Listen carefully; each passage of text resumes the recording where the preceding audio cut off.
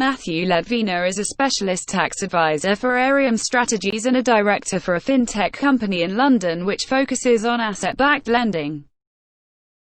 When selecting a qualified tax advisor, there are a couple of key factors that you have to consider.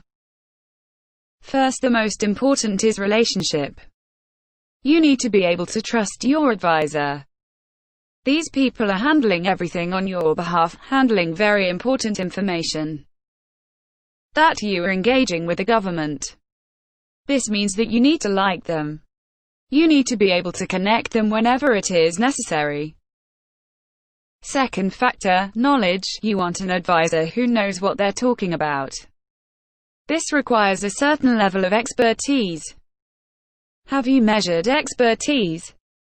People are engaged in thought leadership, webinars, scholarly articles, professional associations. Next area, experience. You want a tax advisor who has done this before. How you are going to figure this out? A certain level of reputation, client testimonials, going online, reader reviews, going to their website, making sure that other people have enjoyed their services. Another factor, qualifications.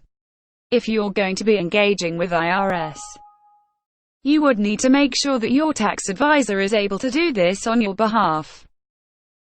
Having a US CPA, US attorney, enrolled isn't somebody who is able to file on your behalf.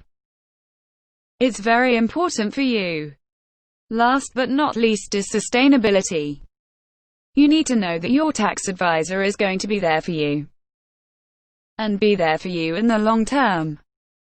That means a certain level of liability insurance, being up to date on their technology, having a proper resource so that they can engage with the government agencies on your behalf. So when selecting a qualified tax advisor, please keep all these things in mind. Do your research, know what you're getting yourself into, and then trust somebody. Thank you.